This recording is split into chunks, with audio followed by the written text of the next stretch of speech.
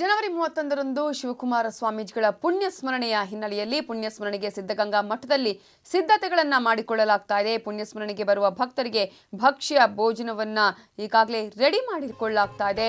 2 lakh Jahangir, 80 quintal boondi, ಭಕ್ತರಿಗಾಗಿ 50 ಚೀಲ ಮಾಲ್ದಿ ಪುಡಿಯನ್ನ ತಯಾರಿ ಮಾಡಲಾಗ್ತಾ ಇದ್ದು 65ಕ್ಕೂ ಹೆಚ್ಚು ಅಡುಗೆ ಭಟ್ಟರು ತಯಾರಿಯನ್ನ ಮಾಡೋದ್ರಲ್ಲಿ ನಿರತರಾಗಿದ್ದಾರೆ.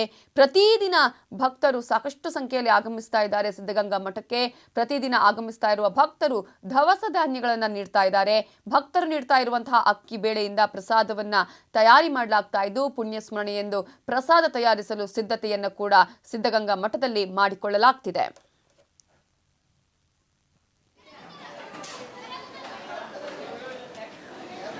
ಇದರ ಬಗ್ಗೆ ಮಾತನಾಡೋದಕ್ಕೆ ನಮ್ಮ ಜೊತೆ ಅಡುಗೆ ಮೇಲುಸ್ತುವಾರಿಯಾಗಿರುವಂತಹ ಕುಮಾರ್ ಅವರೀಗ ಫೋನ್ ಸಂಪರ್ಕದಲ್ಲಿದ್ದಾರೆ. ನಮಸ್ತೆ. ನಮಸ್ತೆ ಮೇಡಮ್. ಈಗಾಗಲೇ 31ರಂದು ಪುಣ್ಯ ಸ್ಮರಣೆ ಕೂಡ ಇರುವಂತಹ ಹಿನ್ನೆಲೆಯಲ್ಲಿ ಯಾವ ರೀತಿಯಾಗಿ ಸಿದ್ಧತೆಗಳು ಆಗ್ತಾ ಇದೆ ಅಲ್ಲಿ? ಮೇಡಮ್, ಇಲ್ಲಿ ನಮ್ಮಲ್ಲಿ ಬರೋ ಭಕ್ತರು ಸಾಗರೋಪಾದಿಯಲ್ಲಿ ಬರ್ತಾ ಇದ್ದಾರೆ. ಮೊನ್ನೆ ಶನಿವಾರ ಇದು ಗಣರಾಜ್ಯೋತ್ಸವ ದಿವಸ, ರಜಾ ಇರೋ ದಿವಸ ಸುಮಾರು ಲಕ್ಷಾಂತರ ಜನ ಬಂದು ಹೋಗ್ತಾ ಇದ್ದಾರೆ. ನಮ್ಗೆ ಪುಣ್ಯ ಸ್ಮರಣೆ ದಿವಸ ಸುಮಾರು 5 ಲಕ್ಷಕ್ಕೂ ಮೀರಿ ಜನ ಬರೋ ನಿರೀಕ್ಷೆ ಇದೆ. ಬರುವವರಿಗೆ ಎಲ್ಲ ಬೂಂದಿ, ಜಿಲಾಬಿ, ಮಾಲ್ದಿ, ಎಲ್ಲ ಊಟದ ಎಲ್ಲಾ ಸಕಲ ಸೌಕರ್ಯವನ್ನು ಅಚ್ಚುಕಟ್ಟಾಗಿ ನಿರ್ವಹಿಸ್ತಾ ಇದೀವಿ.